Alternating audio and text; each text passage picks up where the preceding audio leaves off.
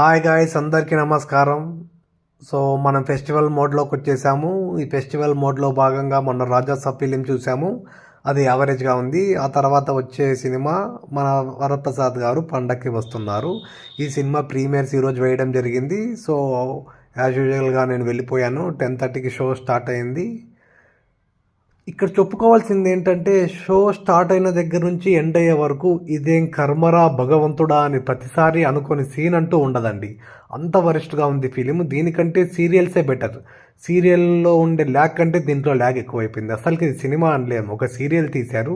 అది కూడా చాలా వరస్ట్గా తీశారు. ఈ సినిమాలో ఏదైనా గుడ్ ఉందంటే నయనతార చూడడానికి బాగుంది. ఇక మ్యూజిక్ కానీ, బీజిఎం కానీ, ఆ చిరంజీవి ఇచ్చే క్యూట్ ఎక్స్ప్రెషన్స్ అని డైరెక్టర్ అనుకున్నాడేమో కానీ వరెస్ట్ ఎక్స్ప్రెషన్స్ అండి. ఆయన ఏజ్ అయిపోయి ఆయన ఏదో పిచ్చి పిచ్చిగా బిహేవ్ చేస్తున్నట్టు స్క్రీన్ మీద, ఏంట్రా బాస్ ఇలా అయిపోయాడు, ఇదేం కర్మరా భగవంతుడా అన్నట్టు వరెస్ట్గా ఉందండి సినిమా. ఆయన బెటర్, ఈ సినిమాలు ఆపేయడం మంచిది ఇటువంటి సినిమాలు తీయడం కంటే. ఆయన ఏజ్కి తగ్గ పాత్రలు చేసుకుంటే బెటర్ అని చాలామంది చెప్తున్నా, ఆయన వినకుండా ఇలాంటివే చేస్తున్నారు. చాలా వరెస్ట్గా ఉన్నాయండి. ప్రతి మెగా ఫ్యాన్ కూడా డిసప్పాయింట్ అయ్యే ఫిలిం అండి ఇది. అసలు ఇలాంటి ఫిలిం తీయకపోయినా బాగుండు కదా అని అనుకునే స్థాయికి దిగజారిపోయారు చిరంజీవి గారు.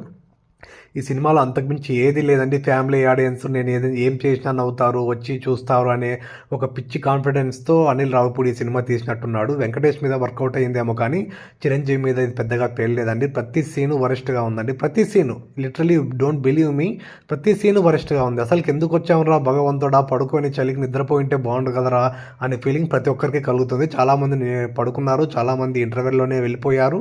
అంత వరస్ట్గా ఉంది సినిమా. ఏ సీన్లో కూడా మనకి నవ్వు అనేది తెప్పకుండా చాలా జాగ్రత్తలు తీసుకున్నాడు డైరెక్టర్. ఎక్కడ నవ్వుతామో అని చెప్పి ల్యాగ్ చేస్తూనే ఉన్నాడు.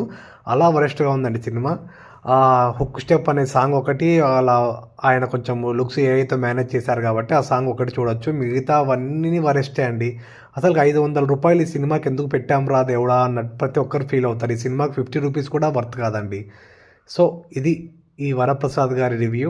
నెక్స్ట్ సంక్రాంతి టైంలో ఇంకో 2 ఫిలిమ్స్ వస్తున్నాయి, వాటిని కూడా చూసి రివ్యూ ఇచ్చేద్దాం. ఇప్పటికీ రివ్యూతో అయితే ఈ 2 సినిమాల్లో, ఇప్పటికి రిలీజ్ అయిన సినిమాల్లో రాజాసాబే బెటర్. Thank you, bye.